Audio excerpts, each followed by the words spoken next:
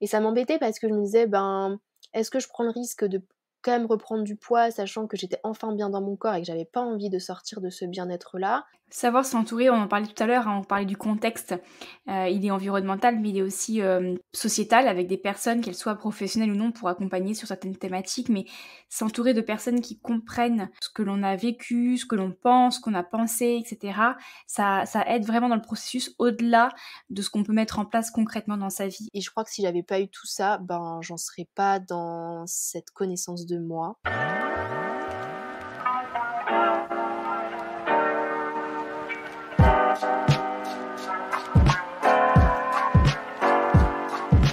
Bonjour ou bonsoir, je te souhaite la bienvenue sur le podcast Éclosion. Je suis Alexandra Portail, naturopathe, utopiste réaliste et fervente défenseuse du cycle féminin. Éclosion, c'est des conseils, des partages, des discussions, mais surtout un endroit où on se retrouve, toi et moi, et parfois avec mon invité, pour un moment en douceur et en toute authenticité. Je te souhaite une très belle écoute. Bonjour à toutes, on se retrouve aujourd'hui pour un nouvel épisode à deux voix. J'ai eu le plaisir d'accueillir sur le podcast pour la deuxième fois Clémence, une jeune femme de 26 ans qui nous a déjà partagé son témoignage de son anorexie et de son aménorrhée qui a duré un peu moins de 10 années. Son témoignage, tu peux le retrouver dans la playlist Nos cycles, ce sera l'épisode numéro 11. Dans ce nouvel échange du jour, nous avons réabordé son histoire, peut-être un peu plus en détail. Nous avons évoqué également plein d'autres choses, comme l'impact de l'environnement sur notre santé mentale, la vie en tiny house, ou encore comment renourrir son corps en termes de calories, mais pas que.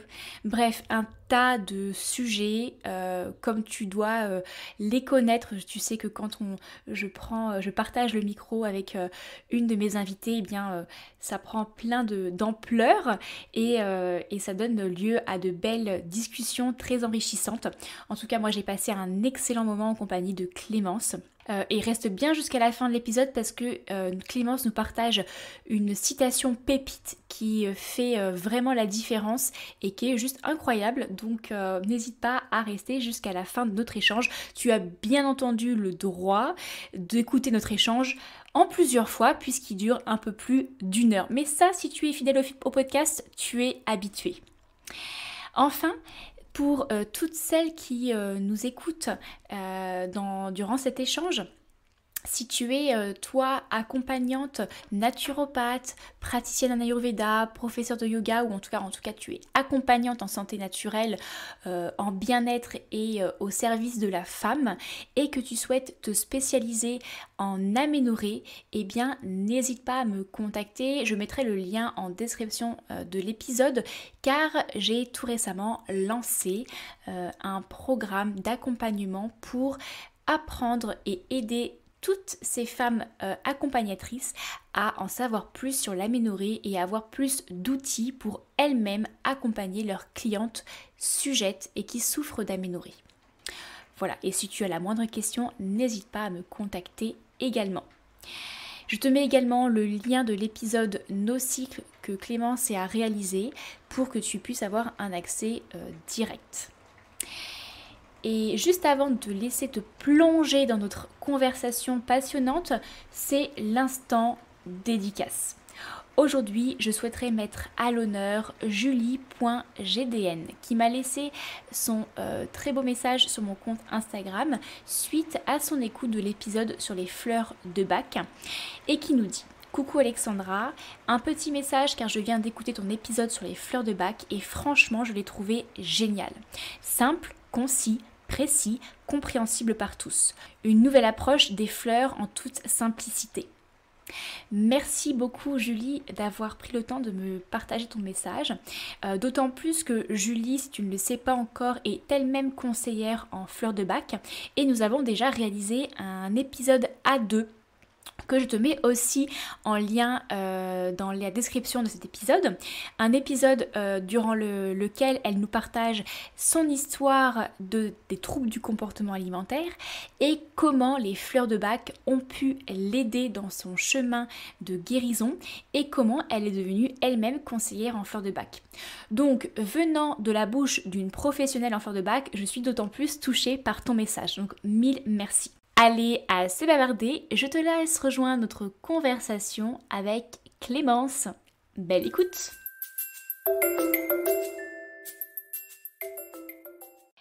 Bonjour Clémence. Bonjour Alexandra. Bienvenue sur le podcast Éclosion pour la deuxième fois d'ailleurs, puisque tu as déjà réalisé ton témoignage en solo qui est sorti au mois de juillet. Je suis vraiment très contente de te recevoir sur le podcast une deuxième fois parce que on va avoir l'opportunité ensemble d'approfondir certaines choses, j'imagine, et puis d'avoir une discussion un peu plus libre. Donc voilà, je suis très contente de t'accueillir sur le podcast. Avant qu'on rentre dans le sujet et puis dans ton histoire, est-ce que tu pourrais me dire comment tu vas et comment tu te sens aujourd'hui avec toute authenticité et honnêteté vis-à-vis de toi et de nous qui t'écoutons? Et déjà, merci Alexandra d'avoir accepté ma demande entre guillemets de pouvoir partager mon histoire. C'est très symbolique pour moi. Et du coup, comment je vais? Je vais très très bien. Il y a toujours des hauts et des bas dans la vie. Il se trouve que là, je suis quand même dans une période de haut, alors je savoure. Vraiment, je me sens très bien. Après, je pense que le soleil et la lumière jouent beaucoup sur mon moral. Mais en tout cas, c'est une très très bonne période de vie. Alors, c'est effectivement, là on enregistre, on est présentement le 19 juillet 2022. L'épisode va sortir certainement un peu plus tard, puisque voilà, l'organisation des choses fait que on prend un petit peu d'avance sur nos enregistrements. Donc là, si jamais vous qui nous écoutez, vous êtes, il fait un peu plus sombre, voilà, c'est pas grave, la vie est un cycle. Sachez que la lumière va revenir. Et en tout cas, on est fort avec vous dans le futur. Donc non, mais il y a pas de souci, c'est la vraie vie, disons. Voilà, on a le droit de prendre de l'avance sur nos épisodes, on a le droit de nous organiser comme on le souhaite. En tout cas, tu mentionnais le fait que voilà la lumière t'impacte. Toi, c'est quelque chose qui t'impacte beaucoup, l'environnement, le contexte, la saison, la lumière. Oui. Sur ton moral. Oui, beaucoup moi l'environnement, j'y suis très sensible et je pense qu'on y reviendra, mais c'est d'ailleurs ça a été un des points sur lequel j'ai agi justement pour aller mieux, pour me sortir de ma dépression qu'a été l'anorexie. Et j'y suis vraiment très sensible et j'essaye vraiment du coup maintenant de l'utiliser pour aller mieux, pour m'apaiser quand c'est nécessaire, enfin vraiment pour y chercher une émotion et un état d'être en fait. C'est vrai qu'on ne se rend pas compte à quel point le contexte, qu'il soit saisonnier ou environnemental, en termes de lieu d'habitation, de contexte aussi sociétal, des gens qui nous entourent peuvent nous impacter, mais à un point incroyable. Moi, c'est depuis également que j'ai changé mon contexte de vie, je me rends encore plus compte à quel point je suffoquais en fait là où j'étais avant. Ouais. En fait, je me sentais vraiment envahie par une foule. J'avais cette profonde envie de ralentir dans ma vie, mais voyant tout le monde courir autour de moi, en fait, je n'arrivais pas et je gardais cette cadence très rapide, très surproductive. Et il a fallu que je change de contexte pour me rendre compte que il y avait d'autres normalités en fait, que être plus calme, être plus ralenti, c'était pas quelque chose d'anormal, c'était juste une autre normalité et de vivre et de baigner dans ce nouvel univers, moi, le fait de plus voir des gens courir en face de moi, mais des gens marcher, je ralentis mon pas. Bon, là, c'est une image, mais c'est vraiment ce qui s'est passé. C'est un peu toi ce qui s'est passé dans ta vie. Est-ce que tu peux nous raconter peut-être un petit peu juste sur ce point-là? Tu as dit que ça avait impacté ta sortie de dépression. Qu'est-ce que tu as vraiment changé? Qu'est-ce qui a changé en termes de contexte environnemental dans ta vie qui a pu faire basculer les choses? Alors moi déjà, j'ai grandi, j'ai un papa qui est bûcheron et j'ai grandi déjà dans une maison forestière, perdue au fin fond, d'une forêt, jusqu'à mes 6 ans à peu près et je pense que, quelque part j'ai été un peu habituée, à ça et ensuite, c'était surtout au moment des études, où je suis partie, du coup, en ville forcément, faire les études et puis il y avait quelque part, les gens de notre âge, quand on est en études, finalement, la ville, ça a un côté très populaire, parce que c'est le signe aussi d'une certaine liberté et puis finalement, ça devient l'endroit où l'on doit vivre, où l'on doit, s'installer. Où l'on doit faire Donc j'ai carrière. tenté. Exactement, exactement, où c'est là qu'on va trouver notre bonheur et cetera et certes, hein, la ville a un aspect très positif et j'aime y aller, de temps en temps et du coup, j'ai tenté d'y vivre, hein. J'ai eu un appartement plusieurs années, seule, en colocation. Hem il se trouve que j'avais vraiment des crises d'angoisse, en fait, en appartement et après ça a été un tout parce que c'est quand je suis sortie de mon anorexie avec aussi d'autres aides, que j'ai pris cette décision de quitter la ville, que je suis repartie vivre du coup en campagne. Et j'ai senti la différence. Je suis pas sûre que je l'ai fait en conscience. C'est quand, c'est voyant de toute façon que je n'allais pas bien en ville, je suis revenue du coup, plus proche de la nature et là, j'ai vu vraiment «Ah ouais quand même, l'impact est grand» et c'est de là que ça a été une prise de conscience et c'est de là où, je me suis dit: «Ben voilà, il faut faire avec qui l'on est». Après, il y a certaines personnes, je pense, pour qui la ville, convient et rend heureux. Mais moi, c'était pas mon cas et j'ai dû quand même l'accepter parce que franchement, je me suis sentie très, très différente de me dire, que moi, c'était quelque chose qui me stressait, qui m'angoissait. Vraiment, c'était vraiment de l'angoisse que j'avais. D'être enfermée, d'être obligée de consommer pour la moindre chose. C'était vraiment quelque chose, qui me faisait qui me mettait vraiment, ouais, très, très mal. Mais voilà un peu le chemin Mmh. jusqu'à vivre, du coup, je vis dans une tiny house au plein milieu de la Génial! forêt et Ah, c'est j'adore. Ah, ça, c'est un projet que j'aurais bien voulu faire. Alors je dis: «J'aurais bien voulu», tu pourrais me dire: «Bah, fais-le». Mais c'est juste que ah, c'est pas facile quand même, hein. Il y a ouais, c'est pas facile et tiens, vas-y, explique-moi, qu'est-ce qui est pas enfin, explique-nous plutôt, qu'est-ce qui n'est pas facile?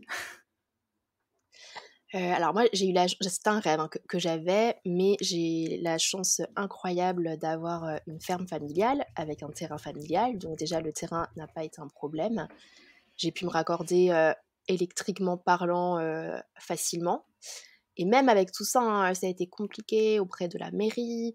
Même là, en fait, il y a eu on a eu notre ferme familiale a brûlé. Du coup, je ne pouvais plus me raccorder, sur le réseau et le raccordement électrique a été 3 mois, de démarches, sans fin. C'est compliqué. Après, pareil, genre, j'ai la chance d'avoir, une source d'eau juste à côté qui me permet de remplir mon réservoir d'eau, très, très facilement lorsqu'il y a pas suffisamment d'eau de pluie pour, remplir, mon réservoir. Donc j'avoue que c'est compliqué dans le sens où j'ai eu de la chance d'avoir beaucoup déjà d'éléments en ma disposition et je le reconnais et je pense que je n'aurais clairement pas pu faire ce projet si j'avais pas eu tout ça. Donc effectivement, c'est quand même pas donné à tout le monde, en tout cas avec autant de facilité. Mmh. Ça fait combien de temps que tu es en tiny house? Alors je l'ai depuis décembre, et clairement j'y ai vécu 3 mois dedans parce qu'avec l'incendie du coup, j'ai vécu 3 mois, j'étais de nouveau retournée, chez mes parents parce que je D'accord. pouvais plus y vivre. OK. Voilà.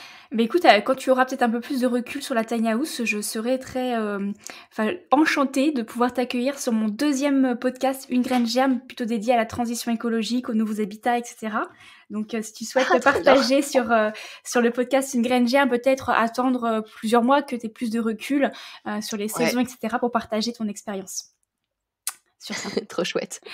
Alors oui, du coup la tiny house, moi, c'est quelque chose qui me fait beaucoup d'œil depuis quelque temps, dans ce côté un peu plus vivre avec peu, autonomie, etc. Après, j'ai clairement pris un autre chemin il y a quelques mois et aujourd'hui, c'est pas quelque chose d'envisageable avec aussi le contexte familial que je me suis créé. Mais bref, tout ça pour dire que dans la vie, il y a plusieurs périodes et comme tu le disais justement, il y a des personnes qui vont aussi très bien se sentir en ville et d'autres qui vont se sentir très angoissées par la solitude peut-être, par l'espacement des villes en campagne. Donc il n'y a pas forcément de lieu. Enfin, je veux pas que notre discours fasse comprendre aux personnes qui nous écoutent qu'il faut absolument vivre en campagne. Néanmoins, par contre, ce qu'il faut absolument, c'est apprendre à savoir ce qui nous correspond, aussi bien des besoins alimentaires, etc., mais que apprendre à prendre soin de son hygiène de vie, c'est aussi être à l'écoute de nos besoins en termes d'environnement et de contexte de vie. Et ça, ces choix et ces besoins sont aussi évolutifs. On peut très bien avoir le besoin et l'envie de vivre en ville à un certain moment, mais aussi peut-être accepter, si on est à l'écoute de nos besoins, et peut-être se détacher un peu du regard des autres en disant bah, cette personne-là, elle va vivre à la campagne, elle est associable, etc. Peu importe ce que les personnes peuvent nous dire, mais on peut aussi avoir des besoins de contexte de vie qui changent. Et c'est important de rester aussi à l'écoute de ça. C'est pas uniquement les huiles essentielles, les plantes et faire attention à son alimentation. Je suis vraiment d'accord avec toi. C'est pas toujours simple à mettre en place. C'est peut-être plus simple d'ajouter une plante dans sa vie que de changer de lieu. Mais c'est pour autant des projets peut-être plus moyen et long terme sur lesquels se pencher et qui ont beaucoup, beaucoup d'impact. Alors, on va continuer un petit peu à apprendre et à savoir, à te connaître plutôt, à apprendre qui tu es. Alors, est-ce que tu pourrais nous partager 3 mots qui te définissent le plus à l'heure actuelle ? Oui. Alors, c'est plus par rapport à des retours que j'ai. C'est pas forcément... Enfin, parce que c'est des choses qui reviennent souvent quand on parle de moi. Et du coup, je dirais la douceur. Je dirais l'empathie. Et je dirais quand même, je pense, la bienveillance. J'aime beaucoup cette valeur. J'essaye d'y travailler très souvent. Et si maintenant je pose la question à Clémence de me dire qu'est-ce que Clémence, selon elle, qui elle est, quels sont les 3 mots qui la définissent selon elle et pas selon ce que disent les gens. Ce serait pareil ou ce Ouais. serait différent ? Je pense quand même que le côté... je pense que j'ajouterais quand même un côté très... je me sens souvent un peu créatif, pas dans le sens... j'ai l'impression que mon esprit a toujours besoin de créer. J'adore, dès que je vois quelque chose, tout de suite, c'est sujet à beaucoup de ah bah tiens, qu'est-ce que je vais pouvoir faire, donc un côté un peu, ouais, peut-être créatif, mais sans que ce soit forcément beau, hein, ce que je crée, c'est pas du tout ça, mais j'aime beaucoup utiliser mes mains, manuel peut-être, voilà. Mais la créativité, c'est pas Et forcément quelque chose de beau et encore la beauté subjective. Il y a plein de personnes qui oui, sont c'est vrai. ultra créatives et qui ne se disent pas créatives parce que elles se disent bah, je suis pas une super peintre, je joue pas tel instrument et je vais pas à l'opéra. Enfin, c'est en fait créer, transformer quelque chose d'un état Exactement, A à un état B. ça. Ouais, et ben je dirais ça parce que c'est vraiment hyper important dans mon quotidien. Et je dirais quand même un côté très calme, très posé, et quand même, ouais, la bienveillance. Voilà.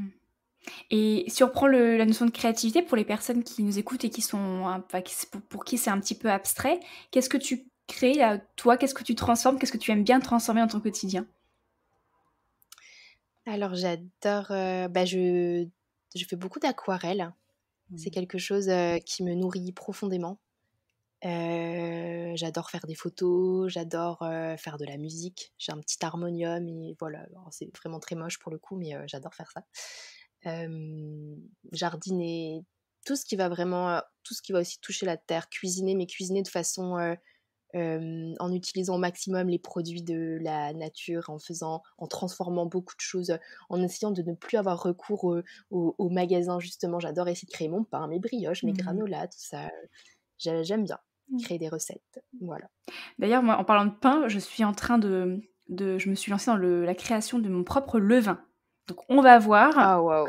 on va voir ce que ça Ça me donne. surprend. Mais c'est vraiment, c'est pas compliqué, hein. Pour le coup, c'est de la farine et de l'eau, point barre. Après, il faut un tout petit peu d'entretien, mais pas plus qu'un kéfir ou autre chose.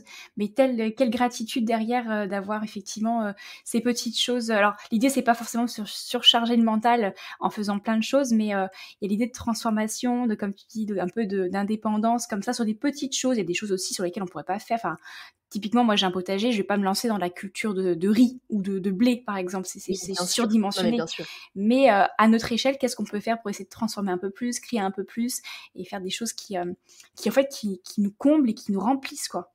Vraiment.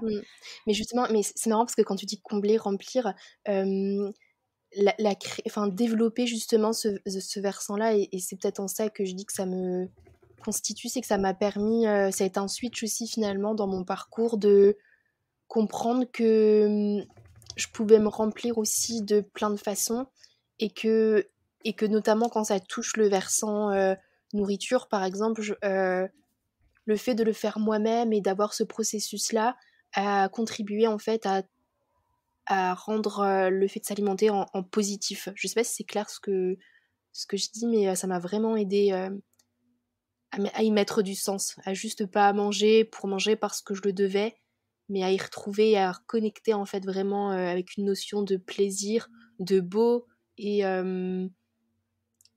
ouais, voilà. Oui, ça t'a réconcilié avec l'alimentation, le fait que d'abord ce soit quelque chose un peu de oui, de cet aspect créatif, en fait, quelque chose qui te satisfasse visuellement, gustativement, et ensuite ça nourrit les cellules, ça comble tes besoins. Ouais.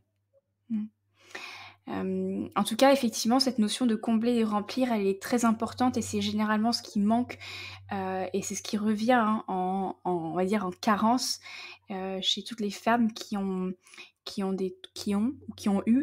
sont sujettes aux troubles du comportement alimentaire, à une alimentation troublée. Et souvent, ces personnes-là, c'est parce qu'il y a un manque quelque part, un manque émotionnel, un ennui, un manque de quelque chose dans leur vie. Et ce manque, forcément, il est derrière compensé, notamment dans le cas de la boulimie par exemple ou des pulsions alimentaires, par l'alimentation. On vient combler par une addiction, qu'elle soit alimentaire ou autre type d'addiction. Par exemple, dans l'anorexie, souvent, l'addiction, ça va être plutôt le sport. Puisqu'il y a une sous-consommation d'alimentation, donc c'est pas vraiment l'alimentation qui vient combler ce manque-là, mais c'est plutôt, par exemple, le sport, l'hyperactivité. Voilà, c'est un exemple. Et donc d'essayer de travailler sur, enfin j'aime pas prendre le mot travailler parce que je suis pas très fan, mais d'essayer d'amener et d'apporter dans sa vie des aspects que ce soit voilà dans la création manuelle ou autre, hein, qui viennent combler une partie de nos émotions, de notre manque. Et ben ça évite derrière de mettre en place des processus addictifs, qu'ils soient alimentaires ou autres. Ouais, mais c'est tout à fait ça. Moi, c'est quelque chose que j'ai aussi beaucoup vécu et c'est pour ça qu'aujourd'hui, c'est quelque chose que je prends le temps je m'interroge très souvent sur ma manière de créer, de transformer pour combler, en fait, pour remplir mes différentes émotions, pour que ce soit pas derrière mes processus addictifs qui prennent le dessus très rapidement parce que le cerveau, une fois qu'il a mis en place des circuits d'addiction, il aime la facilité, donc il va tout de suite les enclencher. Ouais. Là, je suis en train de lire un livre sur les troubles du comportement alimentaire avec tous les troubles qui existent et tout aussi derrière le processus cérébral qui se cache derrière. Et c'est fascinant parce que ça met le doigt sur le fonctionnement du cerveau d'une personne qui est sujette à une alimentation troublée. Et ça met un peu plus de concret à un aspect très émotionnel. Et comprendre que c'est en termes de neurones, etc., qu'il y a des choses qui se mettent en place, ça permet aussi un peu de déculpabiliser en se disant, finalement, je suis pas anormale ou bizarre. Scientifiquement, dans mon cerveau, il y a des choses chimiques qui sont palpables et qui font que j'ai développé tel ou tel comportement. Voilà, il est passionnant ce livre et quand je l'aurai terminé, peut-être que je le partagerai si je trouve qu'il est vraiment très intéressant. Oh, trop chouette. Ouais, franchement, il a l'air hyper intéressant. Ouais, il est chouette, mais je suis que au premier tiers, hein, donc je m'emballe un petit peu. Du coup, une question que je pose, que je n'ai pas encore posée pour le moment, en tout cas à l'heure à laquelle on enregistre. Là, je t'ai demandé 3 mots pour te définir à l'instant T, mais si on devait revenir peut-être à quelques mois ou années auparavant, quand tu étais peut-être dans ton histoire que tu vas nous partager, quels auraient été ces 3 mots pour te définir à ce moment-ci? Franchement, je pense que mon corps entier était anxiété et angoisse, donc je dirais ça. Euh, je dirais...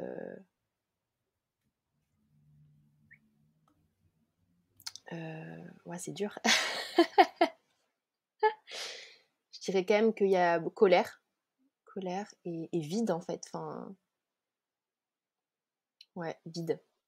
Bon, il y a clairement un avant-après. Ouais, c'est clair.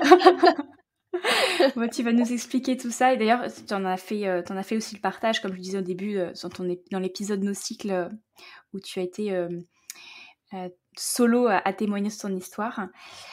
Avant qu'on revienne sur ton histoire, est-ce que tu pourrais peut-être remettre un peu de contexte aujourd'hui? Quel est ton âge? Où est-ce que tu vis dans ta tiny? Qu'est-ce que tu fais? Est-ce que tu as une profession? Voilà, dis-nous un petit peu plus qui tu es, puis après on partira sur ton histoire. Du coup, j'ai 26 ans aujourd'hui. Enfin, pas aujourd'hui, mais je suis dans l'année des Ah, 26 ans. parce que j'allais te souhaiter ton anniversaire. Du coup, ouais, j'ai 26 ans et je suis sage-femme. J'exerce en salle de naissance et, euh, et parallèlement à ça, j'aime beaucoup partir. Je suis partie plusieurs fois à l'étranger dans le cadre de ce métier. Et notamment, là, j'ai une prochaine mission qui s'annonce en Roumanie pour les femmes ukrainiennes. Donc, c'est quelque chose qui est hyper important pour moi. Enfin, c'est un métier en tout cas que j'ai choisi pour ça, parce que il permet de partir à la rencontre d'autres cultures et de venir en aide à d'autres femmes. Donc, c'était voilà, très important pour moi. Et j'exerce en Alsace du coup. Et je vis du coup en Alsace, à la frontière entre l'Alsace et les Vosges. Donc c'est un très très bel endroit. Tu as toujours Voilà. vécu dans cette région-là? Oui. Hormis la période Alors du coup, en ville après que tu as vécu également. ouais, du coup j'ai toujours vécu là. Et en fait, disons que c'était aussi l'idée de la Tiny, c'est que j'ai vécu plusieurs mois à Mayotte pour être sage-femme, 3 mois en Guyane. Et là après, voilà, j'aimais beaucoup cette idée en fait d'avoir un pied à terre, mais sans que ce soit une construction incroyable qui demande un grand investissement, parce que là, dans l'immédiat, c'était pas forcément mon projet. Alors, on va rentrer dans le vif du sujet, dans ton histoire. Tu as mentionné la colère, de l'anxiété, de l'angoisse, de l'anorexie, de la dépression, à tous les mots. Pour l'instant, si je devais faire un champ lexical des mots que tu as mentionnés par rapport à ton histoire, c'est cela. Est-ce que tu pourrais peut-être revenir un petit peu en arrière, nous expliquer à quel âge toute cette période de dépression, de colère a débuté et dans quel contexte? Alors, mon anorexie a vraiment commencé à l'aube de mes 16 ans, à peu près. En fait, j'ai eu mes premières règles en janvier. Alors, je suis nulle dans les années, mais je venais d'avoir, en fait, je crois, 16 ans. Et en fait, en février-mars, j'ai débuté un fameux régime qui, de base, n'était pas du tout dans l'intention de perdre beaucoup. C'était une amie qui m'avait proposé de perdre un peu de poids, juste parce qu'en fait, cette amie faisait quelques photos pour des photographes, et donc ça allait un peu dans l'idée. Et j'ai dit, bah ok, pas de problème, on le fait à deux, je te suis. Et sauf que moi, a commencé là la descente un peu aux enfers entre février et juin. C'est là qu'a vraiment débuté une première énorme chute de poids, je crois qu'une dizaine de kilos. Et, euh, Et c'est là où, je crois qu'encore là, au niveau de mes émotions, j'étais pas encore. J'étais en fait dans l'adrénaline, je pense, des premiers mois de l'anorexie, où finalement tu trouves un bonheur. Enfin, où je me disais, waouh, ça y est, je contrôle quelque chose. J'étais focus sur ce corps qui changeait, sur l'activité, je comblais mes journées, j'avais encore une énergie folle, malgré la perte de poids. Et puis arrivé l'été, ma mère m'a quand même dit qu'elle trouvait que j'avais beaucoup perdu de poids. Elle m'a dit, écoute, franchement, si tu reprends pas du poids avant la rentrée, je t'emmène chez le médecin. Et du coup, j'ai repris un peu de poids, donc je suis passée entre les mailles du filet du médecin. Et puis repartie une nouvelle année, et où ça a été une année entière en fait, où j'ai reperdu du poids et encore plus. Et ça a été comme ça jusqu'à mes 17 ans et demi. Et où là, progressivement, ben, c'est là qu'est née des émotions comme des tristesses, une tristesse vraiment très très très très excessive. Au fur et à mesure aussi une perte d'énergie. Et jusqu'au moment où, voilà, où à mes 17 ans et demi, la veille avant justement de débuter, enfin l'été avant médecine, euh, où là c'était vraiment très, très grave, je pense, et où l'hospitalisation a été nécessaire. Voilà. Un Tu as peu. perdu combien de kilos finalement depuis le début? Alors, bah, c'est marrant parce qu'en fait, je ne sais même pas de combien je partais. Puisqu'en fait, avant de commencer les régimes, c'était pas du tout quelque chose qui m'intéressait, mon poids. Donc j'ai commencé à me peser, je pense que j'avais déjà perdu du poids. Et je suis descendue jusqu'à 35 kilos, sachant que je partais, je pense, d'environ 54, quelque chose comme ça. D'accord, oui, donc une grosse chute effectivement de poids. Est-ce que tu avais également en parallèle mis en place des mécanismes compensatoires, comme je l'ai peut-être mentionné tout à l'heure sur l'hyperactivité, la pratique sportive? Est-ce qu'il peut-être y avait d'autres choses aussi autour et en dehors de l'alimentation? Et ben, j'avais une hyperactivité, mais même encore maintenant, quand je me souviens comment je vivais mes journées, c'est quelque chose dont je serais d'ailleurs incapable aujourd'hui. Et c'est d'ailleurs là qu'on voit que c'est vraiment une maladie mentale, parce que sans problème mentaux, je pense qu'on ne peut pas faire tout ça. Mais vraiment, je me levais le matin à 6h30 et jusqu'au soir 20h, j'étais capable de faire 3 footings, une rando, une séance de sport de je ne sais pas d'où, du vélo, enfin c'était vraiment en non-stop. Et associé à ça, du coup, vraiment une déficience calorique vraiment très très faible. J'ai jamais eu recours au laxatif ou à d'autres pratiques en fait compensatoires. C'était vraiment le sport et le fait de progressivement euh, plus rien manger. Mmh. Alors c'est effectivement pas la seule ch la c'est pas forcément le seul mécanisme, mais c'est en tout cas très caractéristique de l'anorexie mentale.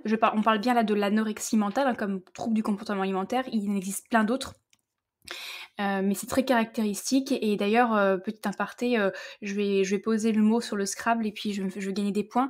L'addiction au sport, c'est ce qu'on appelle la bigorexie, qu'on voit aussi beaucoup chez les sportives de haut niveau, mais qui arrive, chez les femmes souffrant d'anorexie mentale pour compenser le peu de calories ingérées déjà. Quand tu parlais de... Alors tu as dit faible déficience calorique, je pense que c'est plutôt forte déficience calorique dans le sens où il y avait un gros, voilà, il y avait un gros creux avec, tu me dis si je me trompe, mais avec déjà peu d'apports alimentaires qui étaient d'autant plus pas assez élevé que la dépense énergétique à côté était très élevée. Donc le fossé était assez énorme. Euh, alors, du coup, ça c'est quelque chose, effectivement, l'hyperactivité. Tu vas nous expliquer un petit peu après comment tu as remonté la pente et par quoi tu es passé. Mais je sais que, par exemple, comme tu le mentionnais sur la force du mental, quand on se repose post-traumatisme comme ça, quand on se remémore ce qu'on a été capable de faire, moyennant faire souffrir son corps, physiquement en tout cas, c'est sûr, mais qu'on était capable de faire, ça montre à quel point le mental, il est ultra puissant. Il est ultra puissant pour mettre en place de nouvelles habitudes, donc c'est ça aussi qu'il faut garder en tête, de nouveaux changements, mais il est aussi ultra puissant pour nous amener sur des fois des chemins très risqués, très dangereux. Et ce qui fait que durant le chemin de la guérison, souvent, ça peut être compliqué à admettre qu'avant, on était capable de faire des choses que là, on se sent moins capable de faire. Et en fait, c'est même pas qu'on se sent moins capable de faire, c'est qu'en vérité, c'est ce que l'on fait à l'instant T, qui est peut-être moins qu'avant, c'est ce dont on a besoin de faire. Et ce qu'on faisait avant, c'est ça qui était anormal. Et Ouais, d'accepter que ce qu'on faisait avant, c'était anormal par rapport à ce qu'on fait aujourd'hui, qui est moindre, mais qui est plus normal et plus respectueux de son corps, cette transition, bah, tu vas m'expliquer toi comment tu l'as vécu. Moi, je sais que je l'ai vécu aussi, et était très compliqué à admettre en disant oh, mais avant je faisais ça, pourquoi aujourd'hui je le fais plus? Pourquoi j'y arrive plus? En fait, tout simplement parce que c'est la preuve qu'on guérit, mais l'acceptation de cette guérison est très compliquée. Mais et c'est marrant ce dont tu parles, parce que c'est vrai que pendant longtemps, je me disais: «Waouh, mais tu as une force destructrice en toi, tellement puissante, qui a franchement failli t'amener aux portes de la mort». Vraiment, j'étais en prédéficience cardiaque quand je suis arrivée, à l'hôpital, et j'avais cette peur de me dire: «Si tu l'as fait une fois, dans quelle mesure tu ne seras pas capable de le faire une deuxième fois?» Et pendant longtemps, je vivais avec cette crainte, de recommencer. En me disant: «Je l'ai fait une fois, qu'est-ce qui fait que je vais pas le faire une deuxième fois?» Et c'était très dur à accepter de se dire qu'on avait aussi la si on avait une force comme ça à se détruire, on pouvait aussi avoir cette force-là pour se créer et pour se changer. Mais ça a été vraiment très, très dur à comprendre et à Admettre. comprendre, Mmh. admettre. Mmh. Oui, à combien de reprises, je me suis dit dans ma tête, «Ah, hier tu as fait ça, donc aujourd'hui tu dois faire au moins ça et peut-être un peu Mmh. plus». Donc du coup, tu fais un pas plus un, et puis le lendemain, c'est: «Ah bah, hier tu as fait un pas plus un, tu l'as fait, donc aujourd'hui tu fais un pas plus un, mais peut-être plus 2». Et c'est comme ça, en fait, que l'hyperactivité se met en place et devient de plus en plus intense. C'est fou les personnes qui, enfin, je sais pas, pour les personnes qui nous écoutent en ce moment, à quel stade elles en sont, si elles souffrent de ce genre de choses, ou souffert, ou est-ce connaissent des personnes autour, mais c'est vraiment des ruminations et des questions qu'on a souvent dans notre petite tête très active. Alors, si je reviens sur ton histoire, pour bien comprendre, toi, ton anorexie a débuté à l'âge de 16 ans et a commencé par la volonté finalement de changer ton apparence par rapport à un projet photographique. Il n'y avait pas forcément de mal-être au départ. Ce mal-être et cet état dépressif est arrivé plus tard quand là, tu as creusé ta déficience calorique et forcément tu as amené des carences, notamment en neurotransmetteurs qui t'a fait rentrer dans une boucle infernale derrière de dépression, etc. Mais c'est pas, si je comprends bien, c'est pas une situation déjà initiale de mal-être et d'anxiété, de dépression, etc., qui t'a amené sur l'anorexie. C'est plutôt vraiment ce côté je veux changer mon corps. Bah, je pense qu'on en reparlera, mais effectivement, à mes 12 ans, j'ai vécu un épisode d'abus, qui a précédé en fait un syndrome post-traumatique et donc une amnésie. Mais avec le recul et avec l'analyse et quand tout revient, en mémoire, bah, depuis mes 12 ans, j'ai jamais été, une jeune fille pleine de joie, il y avait déjà des choses, déjà l'année de mes 12 ans, j'ai développé, alors maintenant, a posteriori j'en ai la raison, mais j'avais une phobie du toucher qui était, extrême, à tel point que je pouvais avoir des réflexes vomitifs quand on me touchait. Mais genre me faire la bise par exemple, c'était une, montagne pour moi, à mes 12 ans. Et je pense pareil, mentalement je pense que j'étais dans un état de fragilité, j'ai subi de l'harcèlement scolaire. Donc forcément tout ça, j'ai un harcèlement scolaire qui m'a coupé contact de toute amitié, en tout cas au collège. Du coup, je crois pas que j'étais heureuse en vrai. Enfin, je vivais, voilà, je faisais ma vie, j'avais heureusement une famille très soutenante, donc j'y trouvais quand même un certain réconfort. Mais je pense aussi que mine de rien, quand on débute un régime et après c'est souvent à l'adolescence, parce qu'à l'adolescence on se cherche souvent et qu'on est dans des questionnements, mais je pense que mine de rien, ce régime ne venait pas dans une période de vie où tout allait, où je me trouvais, au meilleur de moi-même. Mais vraiment après c'est la conscientisation de tout ça, je pense qu'elle est venue, après. Et puis, cet état vraiment, heu, dépressif, de de mal-être, de noir finalement, qui est venu se mettre tout autour de ma vie, est venu vraiment effectivement, au cours, de l'anorexie de façon beaucoup plus franche. Donc il y avait quand même, à la base un état de mal-être, Ouais, bien ouais, installé. Enfin, ce que tu mentionnes, c'est quand même, pas dans la normalité, disons, hein. C'est toute le ouais, c'est vrai, j'espère tu as raison. j'espère, donc Donc c'est pas finalement que la recherche de modification d'un corps, il y avait quand même déjà un terrain Ouais. propice à ce genre d'acte, disons. Petit intermède musical pour te rappeler que ce podcast, réalisé sur mon temps libre, est et restera gratuit, indépendant et sans publicité, sauf la mienne. Alors n'hésite pas à le partager autour de toi en le dorant de 5 étoiles sur Apple Podcasts ou Spotify. Tu peux aussi le soutenir pour la somme d'une infusion sur mon compte Tipeee. Merci à toi et je t'invite à reprendre le fil de notre discussion. Est-ce que tu souhaites parler un peu plus de ton abus ou pas?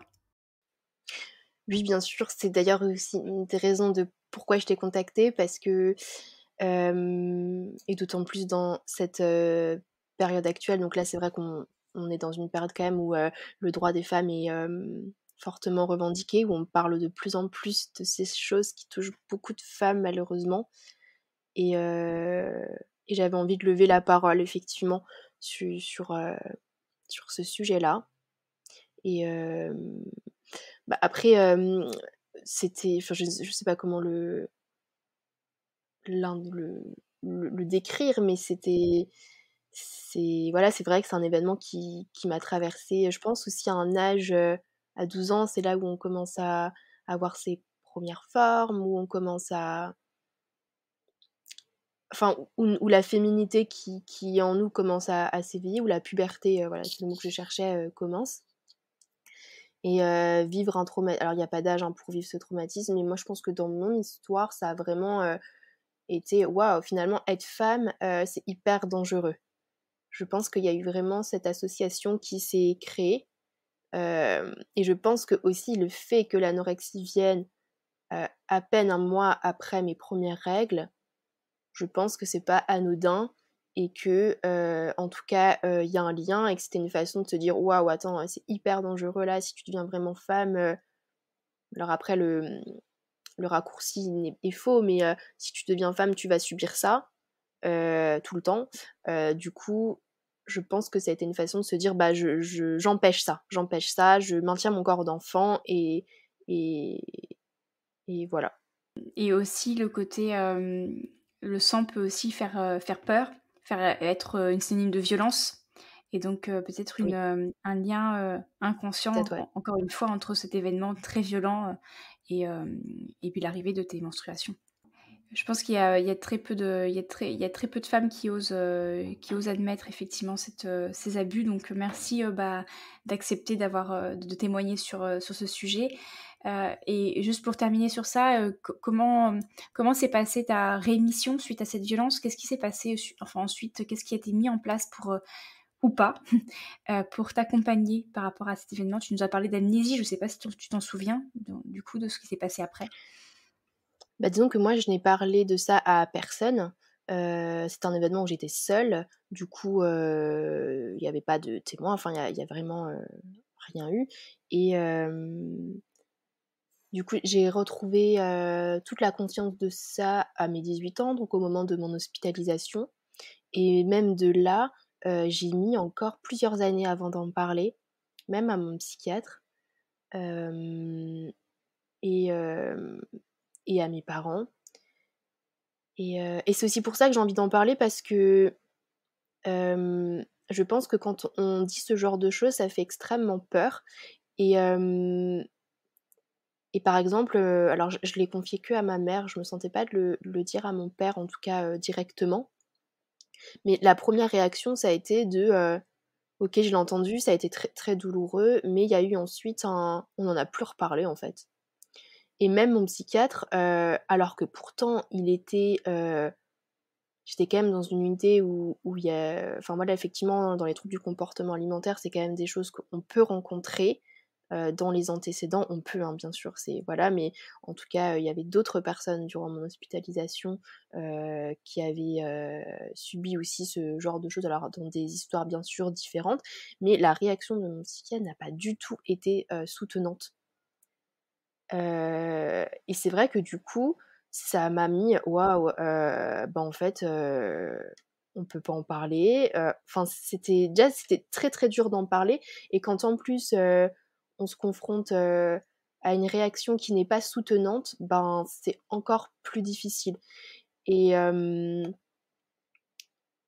et j'ai lu du coup beaucoup de livres sur ce sujet, sur les procès, sur, la prise en charge de tout ça et vraiment ça fait froid dans le dos de voir que déjà en parler c'est extrêmement difficile, mais que la société n'est pas du tout prête à entendre, je crois, encore. En tout cas, pas toutes les structures, pas tout le monde et c'est d'autant plus dur, quand enfin on arrive à en parler, on a l'impression qu'on est en train de faire le plus dur et qu'ensuite c'est bon et en fait, eh bien pas forcément. Il y a encore toute une phase de, on m'entend pas, on m'écoute pas, on me comprend pas, on me pose des questions, on remet en question en fait, parfois aussi ce qu'on peut dire, ce qu'on peut ressentir et c'est aussi pour ça que pour moi en parler maintenant aujourd'hui parce que j'ai fait mon travail sur ça et que ça c'est possible aujourd'hui, ben, c'est une façon finalement de dire déjà que ça existe dans une proportion bien plus grande que ce qu'on l'imagine et que c'est pas normal et qu'il faut pas tolérer ça et que la question ne doit pas aller en fait à la victime, mais plutôt à l'agresseur en fait.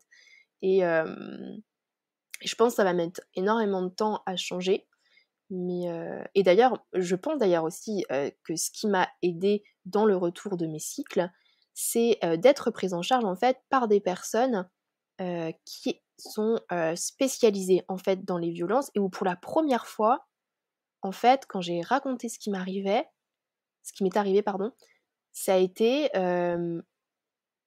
en fait la personne comprenait et la personne même anticipait, enfin disait: «Ah oui, je pense que tu as pu ressentir ça». Et là, ben ouais, tu comprends et je pense que clairement, heu, ça a donné de la valeur en fait à ce que je ressentais, ça a donné de la valeur à mes paroles, mes paroles ont été entendues, écoutées, compris et ça a été, je pense que ça m'a beaucoup aidée aussi. Savoir s'entourer, on en parlait tout à l'heure, hein, on parlait du contexte, il est environnemental, mais il est aussi, heu, sociétal avec des personnes, qu'elles soient professionnelles ou non, pour accompagner sur certaines thématiques, mais s'entourer de personnes qui comprennent, ce que l'on a vécu, ce que l'on pense, ce qu'on a pensé et cetera, ça aide vraiment dans le processus au-delà de ce qu'on peut mettre en place concrètement dans sa vie. Moi, je sais que ce que tu me racontes, ça fait beaucoup écho parce qu'à combien de reprises, quand je reçois des personnes en consultation sur des sujets, d'aménorrhée, de troubles et cetera du comportement alimentaire, la première chose qui vient, c'est: «Bah, en fait, c'est même pas: "Ah bah, merci pour m'avoir donné ces conseils et cetera"», c'est juste: «Ah bah, j'étais heureuse d'avoir été écoutée, entendue et comprise». Mmh, Et donc bah, je pense qu'effectivement, il y a un beau conseil, qui vient de ce que tu as mentionné, c'est, prendre le temps avant tout, en fait, de s'entourer des bonnes personnes, et de ne pas hésiter à changer également d'accompagnant quand on sent qu'on n'a pas cette, écoute et cette compréhension, cette empathie, vis-à-vis de ce qu'on a pu vivre. Parce que, sans ça, on a beau mettre en place une alimentation, des plantes et cetera, ça suffira pas forcément. Voilà. Encore une fois, on revient sur le contexte et l'environnement. exactement, ouais. Ça va être le fil rouge. Alors, pour revenir sur quelque chose d'un peu plus léger, on va revenir sur, bah, ta rémission, du coup, Oui, la remontée de la pente, puisque oui, tu as quand même mentionné, des mots au début de l'épisode qui étaient quand même, il y a eu vraiment un avant-après.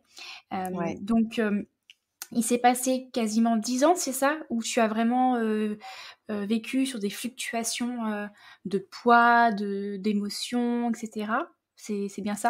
Hem, alors, pas tout à fait du coup 10 ans, parce que si on considère que j'ai vraiment débuté mon anorexie à 16 ans, moi je me considérais vraiment guérie, en tout cas d'un point de vue poids, d'un point de vue quand même, mental, même si je pense qu'en tant qu'ancienne anorexique, on a quand même toujours des petites, choses qui restent et c'est OK.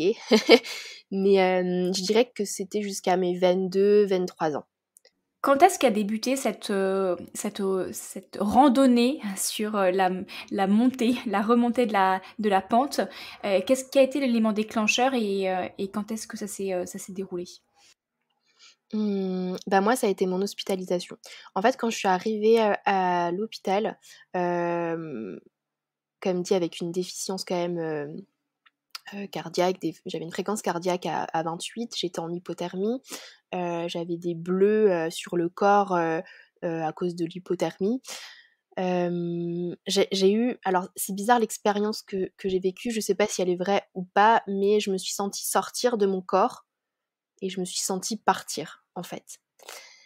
Et ça a été un choc de, en fait là si je ne fais rien, c'est fini. C'est fini, je m'en vais, en fait.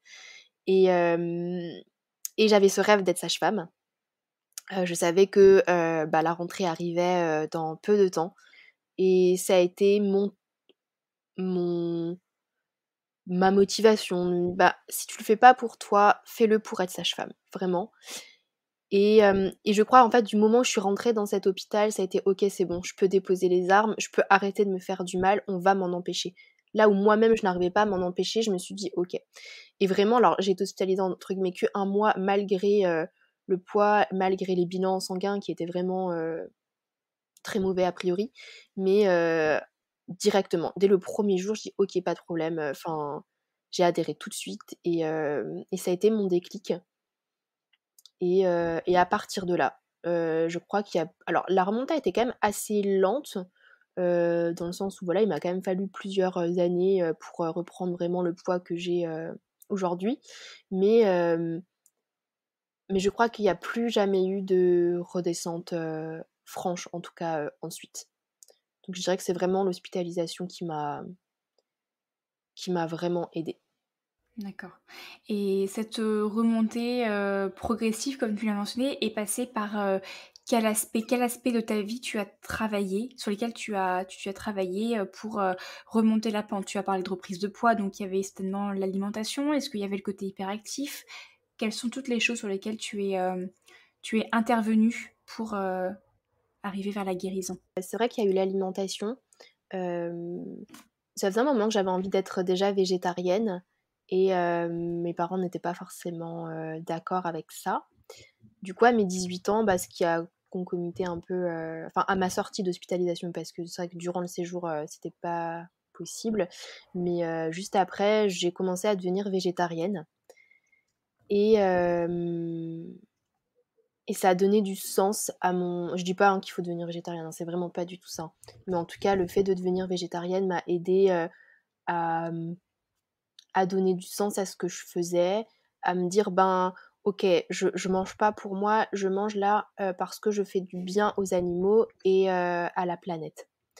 Heu et donc ça m'a vraiment aidée et puis du coup, comme j'étais accompagnée d'une diététicienne, j'avais conscience que, eh bien, dans une alimentation, il fallait quand même, pour qu'elle soit en tout cas équilibrée, parce que j'ai dû tout réapprendre, bah, effectivement, de quoi doit être composée une assiette, au moins en termes de calories, au moins en termes un petit peu de proportions, protéines, tout ça. Et ben j'ai dû m'intéresser en fait, à, ce que je mangeais pour que ça soit compatible avec un végétarisme, en fait. Heu Mmh. et hem et c'est ça m'a vraiment ouais, ça m'a vraiment aidée et parallèlement à ça, du coup, c'est vrai qu'il a fallu, arrêter l'hyperactivité. Alors c'était très simple, pendant 1 an, j'étais interdite de toute forme, d'activité, j'avais plus de muscles, c'était plus possible. Alors j'aurais pu tricher, hein, mais je l'ai pas fait. J'ai vraiment respecté alors c'était un peu moins d'1 an quand même. C'était de septembre à j'ai été autorisée à refaire un peu de sport en mai, je crois, de l'année d'après. Et du coup, parallèlement à ça, l'hôpital m'a ouvert, à la méditation. C'était la méditation de pleine conscience et à tout ce qui était art thérapie. Donc au fait de peindre, de dessiner et donc, bah, étant donné que je ne pouvais absolument plus bouger, j'ai switché sur ça. Heu, En écrivant aussi ah oui aussi j'ai ce qui m'a beaucoup aidée, il m'avait donné heu, un journal, intime et c'est vrai que c'est quelque chose que je faisais quand j'étais enfant, déjà au collège, j'écrivais beaucoup, j'avais arrêté et du coup j'ai repris cette pratique, alors je crois que c'est un peu le terme, de journaling actuellement, alors je sais pas si c'est ça, mais en tout cas c'est un peu le même principe je pense et où écrire beaucoup et très vite, écrire un petit peu de la poésie, ça m'a beaucoup aidée. Hem voilà, il y a ça que j'ai mis en place. dans un premier temps. Mais au début, c'était plus dans le sens, en fait, pour sortir du trouble alimentaire, pour sortir de la dénutrition. Au départ, il n'était pas du tout question de mes règles, en fait. La question, elle s'est vraiment posée à quand j'ai considéré que vraiment, en termes d'aliments, en termes de mental, je me sentais quand même beaucoup mieux. Et du coup, c'était vers mes 22-23 ans, et où là seulement a vraiment commencé le «Ah punaise, j'ai toujours pas mes règles quand même, c'est super bizarre». Et disons que c'est de mes 22 là justement à mes 26 ans où la problématique a plutôt switché du coup sur mes menstruations. Qu'est-ce que tu as mis en place de différent ou en plus quand tu as basculé sur ton objectif, de retrouver ton cycle? Tu as maintenu, j'imagine, l'aspect alimentation mais qu'est-ce qui a été, ajouté en plus ou peut-être retiré dans ton hygiène de vie pour récupérer ton cycle? Au début, pas grand-chose, parce que je me disais en fait que, c'est bon mon alimentation, je me sentais enfin à peu près bien. Alors je reste encore, je pense, en termes d'IMC, j'avais pas le 18,5 là qu'il est recommandé d'avoir pour avoir des menstruations. Mais du coup, je commence à avoir quand même beaucoup de femmes. Je me dis: «Mais quand même, c'est fou, toutes ces femmes que je vois, il y en a quand même beaucoup qui n'ont pas forcément un IMC pile à 18,5». Et ça m'embêtait parce que je me disais: est-ce que je prends le risque de quand même reprendre du poids, sachant que j'étais enfin bien dans mon corps et que j'avais pas envie de sortir de ce bien-être-là, sans savoir, si ça allait, me permettre de retrouver mes règles. Et c'est vrai que j'ai pas mentionné quand même que dans mon alimentation, il y avait quand même le problème un peu des huiles. Et j'en parlais du coup, ouais, c'est vrai dans l'autre épisode, des huiles où c'est vrai que clairement, on n'y était pas quoi. Vraiment, dès que je faisais une vinaigrette, un truc, enfin vraiment, l'huile, c'est vraiment pas le truc que j'ajoutais. Ça me faisait quand même pas mal peur. J'avais quand même aussi une sensibilité, je pense que quand même l'anorexie détraque un petit peu, l'intérieur. Et c'est vrai que par exemple, quand je mangeais par exemple, ça m'arrivait quand même de manger des frites, très souvent j'étais malade après. Genre j'avais des nausées très fortes, et tout ce qui était huile, je le digérais vraiment super, super mal. Donc d'autant plus, j'ajoutais encore moins, d'huile, bien que, on ne trouve pas de l'huile que dans la friture, mais ça je ne le savais pas encore. Enfin, j'étais pas du tout renseignée en fait sur les huiles, sur tout ça. Et donc au départ, j'ai rien fait en me disant, juste: «Je comprends pas, je suis énervée». J'avais encore quand même de la colère et de l'injustice. «Ah, c'est quand même super injuste, il y a plein de filles, qui retrouvent leurs règles quand même plutôt facilement et moi pas». Et c'est d'abord du coup, en rencontrant des professionnels du coup pour le coup plutôt axés sur, tout ce qui était l'accompagnement, à la femme. Hem, j'ai aussi vu une naturopathe d'ailleurs, une consultation aussi en ayurveda. Et en fait, à chaque fois, c'est marrant, mais ça revenait tout le temps, le truc de: «Il faut que tu manges des huiles». En plus, tu as une constitution, alors, dans l'ayurveda, plutôt un peu vata, donc il faut que tu rajoutes des huiles pour l'équilibrer. Et c'est marrant parce qu'on me le disait beaucoup et je l'entendais pas. Je dis: «Bah non, c'est pas ça, c'est autre chose. J'ai pas envie». Et pareil, il y avait aussi la question des œufs. Les œufs qui, a priori quand même, sont quand même, pour, la constitution hormonale de la femme.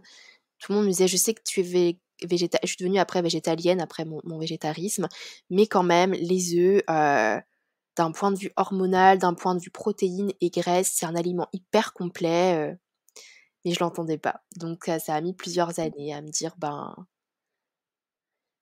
je voulais pas me remettre en cause. C'est marrant, hein. Je pensais que j'avais atteint «C'est bon, j'ai retrouvé mon poids, je veux plus sortir de ça», et voilà. Ça montre à quel point, enfin ça c'est un élément qui montre que finalement, c'était pas une guérison totale parce qu'il y avait encore de l'analyse derrière. Dans l'alimentation, il y a un Tout à fait. blocage sur certains aliments. Ouais. En effet, alors je vais revenir sur quelques choses que tu as mentionnées et que moi je vois souvent et sont souvent des axes, un peu de travail, chez les personnes que j'accompagne, et qui ont été aussi des axes de travail chez moi. Il y a vraiment, plusieurs choses. La première, c'est que, tu parlais des œufs. Alors juste pour revenir sur ces choses-là, donc ça me part de l'esprit. Ouais, c'est intéressant d'avoir ton avis, ouais. En effet, les œufs, il y a plusieurs aspects. C'est que c'est une petit en termes de voilà de densité, donc c'est petit mais très nourrissant. Ce qui fait que pour des personnes qui ont un faible appétit Il suffit d'1 ou 2 œufs, qui sont finalement pas autant qu'un plat entier de viande, de poisson et de légumes, pour apporter énormément en termes de nutrition et vraiment nourrir le corps. Protéines et source de cholestérol. Les hormones sexuelles, notamment œstrogène et progestérone, entre autres, il n'y a pas que celles-ci, ont besoin comme précurseurs, donc comme élément pour leur permettre d'être créés et synthétisés, de cholestérol. Vraiment cet élément-là. Qui est apporté par des gras, des graisses, mais aussi par l'œuf. Donc là, c'est vraiment la source, le cholestérol est nécessaire. On a souvent peur du cholestérol, etc. Donc c'est pour ça que c'est souvent une déficience. Et pour revenir sur les gras, c'est pareil. C'est dans le gras qu'on va, grâce au gras, le foie va pouvoir synthétiser le cholestérol, le bon cholestérol qui va servir à la synthèse des hormones sexuelles. Ensuite, il y a une grosse différence à faire entre IMC et IMG. L'IMC, qui est l'indice de masse corporelle, qui est calculé, c'est ce fameux 18,5 dont tu parlais. Tu parlais de ça, hein, 18,5 de l'IMC. Tu parlais pas de l'IMG, parce qu'on peut aussi avoir des indices sur l'IMG. L'IMC, c'est l'indice de masse corporelle qui est déterminé grâce à 2 éléments, la taille et le poids. Le poids étant le chiffre qui ressort d'une balance qui est globale, qui ne permet pas de différencier la masse osseuse, la masse graisseuse, la masse hydrique, la masse musculaire. C'est un poids général. Donc, si on fait 55 kg, on peut très bien faire 55 kg de muscles. C'est pas le cas, mais juste pour avoir une image très, très simplifiée. Sauf que dans le cas des hormones sexuelles et du cycle hormonal, ce qui est le plus important, c'est pas tant le poids, mais c'est notre masse graisseuse. C'est hyper intéressant ce que tu dis, franchement. Encore une fois, pour ce côté, cette notion de lipides et de cholestérol qui permet la synthèse des hormones sexuelles. Donc on peut très bien avoir un IMC à 18,5 et un IMG trop faible pour permettre le cycle. Donc IMG, je ne l'ai pas mentionné, c'est l'indice de masse graisseuse qui représente notre tissu adipeux. C'est également dans le tissu adipeux qu'on va stocker et synthétiser l'hormone de satiété et de faim. Donc on peut avoir des fluctuations de faim et de satiété à cause d'un IMG trop élevé ou trop faible. Donc tout ça pour dire que ce qui est important de regarder, c'est l'IMG. Alors l'IMC est quand même, notamment quand on doit prendre du poids dans le cas d'anorexie, est quand même un très bon indicateur pour voir si on prend du poids. Mais l'IMG, c'est pour la recherche d'un cycle, quand on pense avoir atteint un poids dit de forme, là, il faut creuser un peu plus sur quel est notre IMG et est-ce qu'il est suffisant. Et il peut être assez spécifique d'une personne à une autre. On dit souvent, dans la littérature, il est mentionné que l'IMG doit être au minimum de 19 chez une femme pour enclencher le cycle hormonal. Dans la littérature, statistiquement, les femmes qui ont un IMG à moins de 19 sont en aménorrhée. Il peut y avoir des femmes à 18,5 en IMG ou à 18 qui ont des cycles parce que ça reste une gaussienne, une représentativité. Néanmoins, pour redonner après juste mon exemple, moi j'ai fait plusieurs expériences, j'ai vécu plus de 10 ans en aménorrhée, cachée par de la pilule, etc. Donc je sais pas combien de temps ça a duré, mais en gros. Et quand j'ai retrouvé mon cycle, je l'ai retrouvé, j'ai eu un IMG à un certain chiffre, je sais plus lequel. Puis je le mentionnerai pas exprès pour pas qu'on vienne s'identifier à moi, mais en tout cas, il a suffi que je perde 0,5 points d'IMG pour reperdre mon cycle. Et j'ai repris de la base graisseuse et j'ai retrouvé mon cycle. Donc ça pour dire que parfois, il y a des femmes sur très peu de points d'IMG peuvent perdre ou gagner ou retrouver leur cycle. Donc c'est vraiment important cette côté masse graisseuse. Mais tu vois, et c'est hyper intéressant, tu es la première qui... alors, j'avais cru comprendre quand même qu'effectivement, ce qui m'avait posé souci, c'était les huiles. Mais tu vois, tu mets le point sur un truc que aucun professionnel... Tout le monde s'était pas... En fait, prends du poids. Bah oui, mais en fait, et ça s'arrête là. Parce que ton IMC, et il se réfère à mon IMC, il faut qu'il soit à 18,5. Et c'est hyper intéressant d'avoir cette nuance-là, c'est hyper déculpabilisant aussi, je trouve. Merci beaucoup. Vraiment, merci.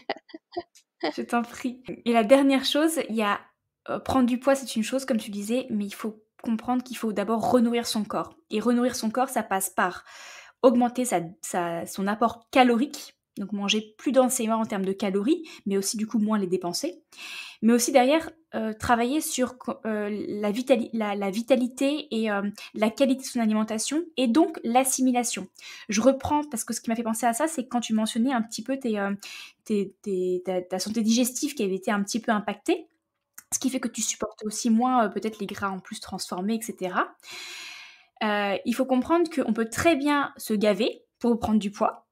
On prend du poids, on prend des calories en plus et on en dépense moins, donc on va prendre du poids, donc notre IMC va augmenter. Par contre, si derrière notre santé digestive n'est pas correcte, si notre paroi digestive, notre flore intestinale n'est pas stable et de bonne qualité, on peut très bien ingérer des calories, mais pas correctement assimiler tous les micronutriments, tous les bienfaits, les tout petits éléments de l'alimentation qui, eux, sont là pour nourrir nos cellules.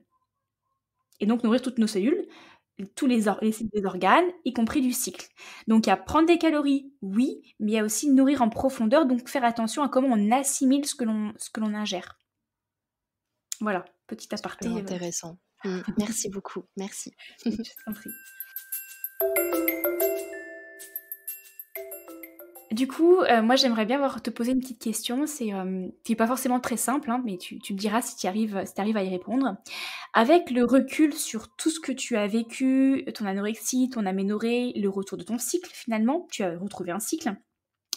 Est-ce que tu aurais est-ce que tu aurais l'idée, est-ce que ça t'a apporté quelque chose? Est-ce que toute cette expérience avec le recul t'a apporté quelque chose?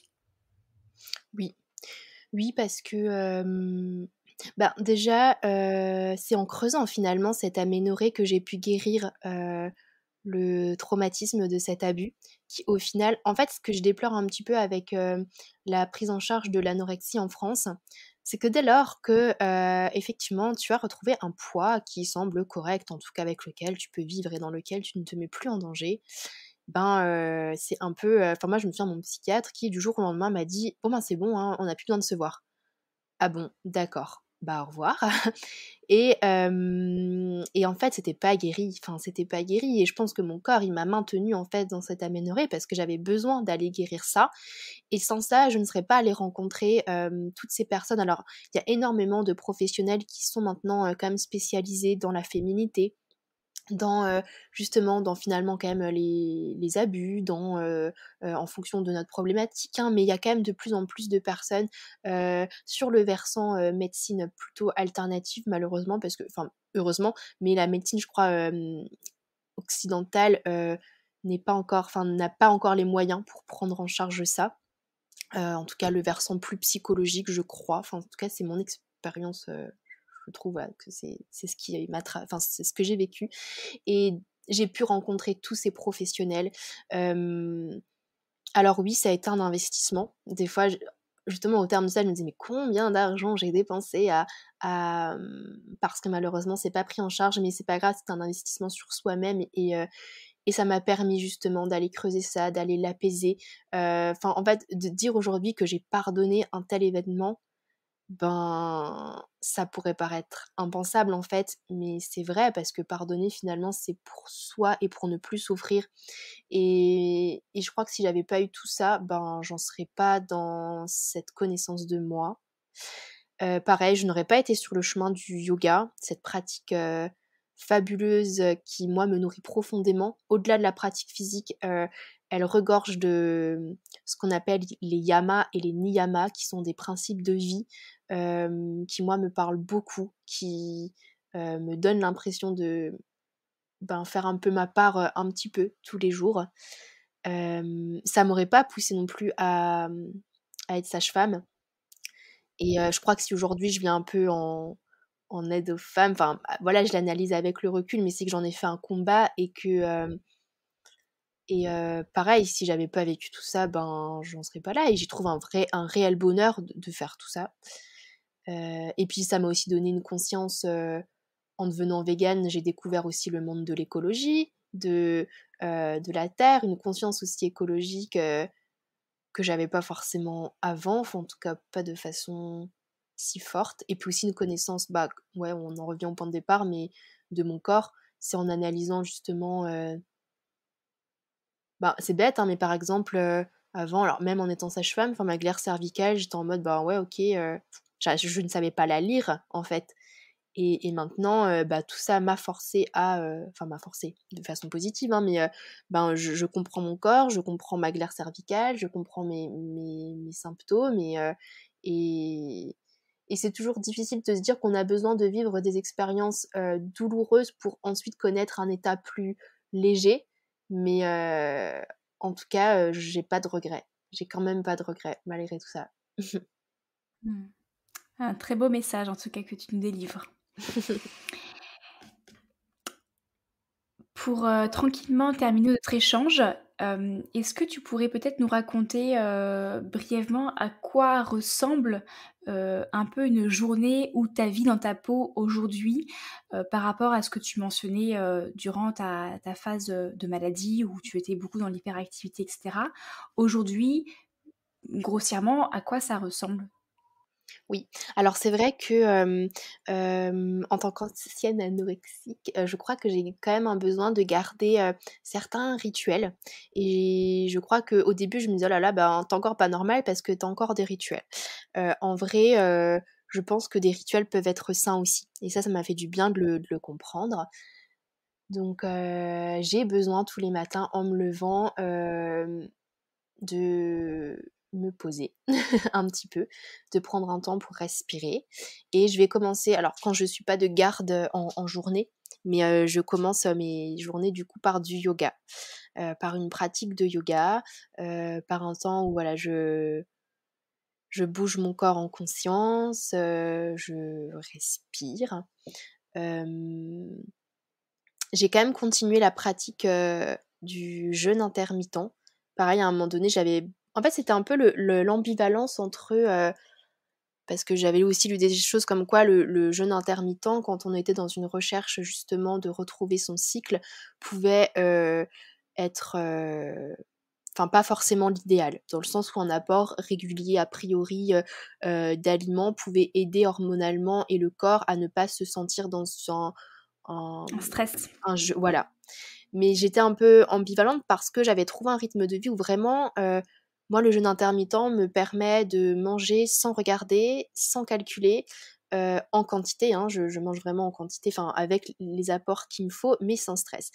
Donc j'étais hyper, en me disant: «Bon ben ça se trouve je vais devoir renoncer à ça, mais c'est quand même bien dommage parce que, bah, je me sens bien avec ça et l'alimentation me cause enfin plus de stress». Alors voilà, en tout cas c'est une expérience personnelle, mais pour autant, je continue, le jeûne intermittent et ça ne m'a pas du coup empêché de retrouver, un cycle. Et durant ta phase, de reprise, durant ta phase de vraiment de remontée, de reprise du poids, tu faisais aussi le jeûne intermittent? Ou tu l'as mis en place après? Non, je l'ai mis en place, après. Mmh. Ça fait, je dirais 4 ans que je fais le jeûne Mmh. intermittent, maintenant. Mais c'est ça aussi la différence. Oui, C'est, oui, il y a exactement. des phases dans la Oui, vie où on fait des choses et d'autres oui, on n'est pas censé enfin, c'est moins recommandé de les faire et puis oui, après on peut les réintégrer. C'est ce qu'on oui, appelle un peu des protocoles, en fait. oui. Non, Donc c'est vrai, tu fais bien le ouais, c'est vrai. et à et après à condition effectivement de savoir q pour quelle motivation on fait ce par exemple cette pratique-là dont tu mentionnes, le jeûne. Toi, il y avait vraiment derrière une grosse prise tu as pris le temps d'analyser ce que ça t'apportait. Oui, Il oui, y a beaucoup de personnes quand on creuse, c'est presque pour faire comme les autres, pensant bien faire, qu'elles le font et c'est là où finalement c'est n'est pas forcément adapté à leur situation et en plus derrière ça ne leur induit pas forcément, plus de bonheur ou de sérénité. Donc il y a vraiment plein de paramètres à prendre en compte quand on décide de suivre ou non certaines pratiques. mmh, c'est vrai, tout à fait. Et du coup, je commence ma journée avec un repas de midi et en faisant du coup attention à voilà, à ce qui est, ben, des huiles, hem, voilà, je fais un repas et et après ça va être, voilà, un temps, où je vais jardiner, où je vais, me promener, me balader, enfin, mais des choses plutôt calmes, et mais en tout cas, vraiment ce rituel, je crois en fait que les choses qui reviennent dans chaque journée type, c'est vraiment une pratique de yoga et de méditation. Mais c'est quelque chose qui est important. Si je dois résumer et tu me coupes si je me trompe, enfin si j'interprète mal, en fait, ce qui a vraiment changé entre, maintenant et avant, que ce soit dans ta vie de manière générale, c'est que tu fais les choses avec plus de conscience, et de plaisir, mais pas d'analyse. Avant, c'était, je mange ou je mange pas parce que je calcule, je bouge de manière automatique pour dépenser, mais sans en étant complètement déconnectée du corps et des courbatures et des douleurs éventuelles et donc sans plaisir. Et aujourd'hui, tu continues à bouger, tu comptes et tu manges, mais avec plus de conscience. Donc tu manges ce qui te fait du bien dans la quantité qui te convient et donc avec plaisir et tu continues à bouger ton corps dans la conscience, donc tu ne dépasses pas ses limites et donc forcément, il y a plus de douceur, bien que j'imagine que tu fasses quand même des activités des fois qui soient un peu plus soutenues, mais il y a quand même cet équilibre que tu arrives à mettre en place dans ta vie parce que tu as réussi à mettre en place plus de conscience et de plaisir au lieu d'avoir l'automatisme, le contrôle et l'analyse. Exactement, c'est vrai, c'est là toute la différence. OK, donc j'ai bien interprété, c'est bon? Ouais, carrément. Eh bien merci beaucoup, Clémence pour tout ce partage qui sera très, complémentaire à ton témoignage, Nos cycles, que vous pouvez d'ailleurs retrouver dans la playlist Nos cycles, ce sera le numéro 11 qui est sorti au mois de juillet 2022. Pour terminer, est-ce que, tu aurais un message à faire passer à nos auditrices que tu n'as pas eu l'occasion de faire passer durant notre conversation?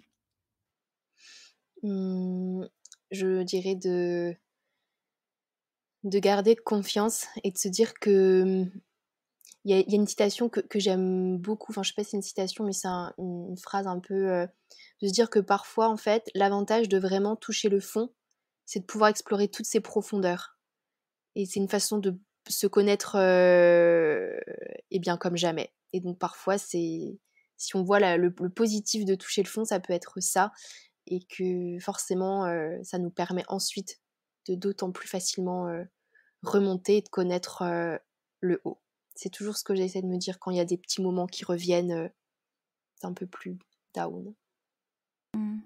Ah, j'aime beaucoup parce que ça change de l'expression qu'on entend souvent sur il faut toucher le fond de la piscine pour pouvoir vite remonter. Il y a une notion de, finalement le fond, il faut toucher le fond, mais il faut remonter. Donc ça veut dire que le fond, c'est pas bien. Le fond, Voilà, c'est le méchant et la ouais, surface, c'est le gentil. Alors que toi, dans l'expression, c'est un côté, ben, il faut aller en profondeur, toucher le fond pour explorer toutes les facettes de notre être. Les facettes qui sont parfois plus inconfortables que d'autres, mais qu'on doit connaître pour pouvoir après se créer notre contexte, nos habitudes qui nous correspondent. Mais il faut les connaître. Et du coup, il y a pas la notion de je touche le fond pour fuir le fond. exactement. Ouais, c'est ça. Mmh. J'aime beaucoup. Merci. Et est-ce que tu aurais, toi, une question, parce que je t'ai posé beaucoup de questions, mais est-ce que toi, tu as une question à poser à nos auditrices qui nous ont écoutées jusqu'à présent? Mmh, la question que j'aurais envie de leur poser, c'est, c'est très difficile comme question. Non, c'est de si je sais, ça aide beaucoup à relativiser, et c'est une question qu'on me pose d'ailleurs, je crois, assez souvent en développement personnel, mais pourquoi tu as de la gratitude aujourd'hui? Vraiment. Et essayer de s'immerger dans ce sentiment de gratitude que ces choses-là peuvent te donner, ça peut être 3 fois rien. Et c'est déjà beaucoup. Prenez du coup quelques instants pour réfléchir à cette question et n'hésitez pas à nous partager vos réponses et vous pouvez nous taguer sur nos comptes respectifs sur Instagram. Je mettrai nos comptes en description de l'épisode. Comme Ah ça, trop bien. on aura vu sur vos moments de gratitude. Si vous êtes intéressé par le partage, c'est en aucun cas obligatoire, bien entendu. Tu nous as mentionné au cours de notre épisode, notre échange, que tu avais lu beaucoup, notamment au sujet des violences sexuelles. Est-ce que tu pourras peut-être a posteriori, nous donner quelques références de tes livres ou des ressources qui t'ont le plus marqué? Comme ça, je les inscrirai également dans la description de l'épisode. Bah, j'ai le titre, en tête, mais effectivement, j'ai pas l'auteur. C'est La culture du viol à la française, qui était vraiment très intéressante et il y en avait un, c'était je crois je crois que c'était Les choses humaines mais je ne suis plus sûre, donc je pourrais te reconfirmer. Bon, rendez-vous en description de l'épisode si vous voulez avoir les liens exacts, je les mettrai. Et enfin, est-ce que si on souhaite peut-être communiquer avec toi, est-ce que tu souhaites que je le redirige nos auditrices vers une manière de te connecter de connecter avec toi plutôt? S'il y a des femmes qui ont pu subir des violences à un moment donné et pour qui le témoignage a été déjà difficile, j'ai envie de leur dire que je les entends, et qu'effectivement je suis ouverte, même en DM, à recevoir leurs témoignages. Je pourrais pas, voilà, plus forcément, enfin je pourrais les orienter avec grand plaisir, mais en DM de mon compte, si jamais elles ont besoin. Vraiment qu'elles hésitent pas. Ok, très bien. Eh bien, merci beaucoup Clémence pour ce temps de partage, très agréable, très poignant, plein de lumière et d'espoir également. J'espère que ce message très lumineux aura également transpiré au travers de nos paroles et au travers des écouteurs. Et puis, je rappelle qu'il y a ton épisode Nos cycles où tu prends la parole pour expliquer un peu plus en détail toute la partie vraiment aménorrhée qui est disponible déjà sur le podcast. Je te remercie vraiment, Alexandra. Merci pour tout ce que tu fais. À bientôt Clémence. À bientôt.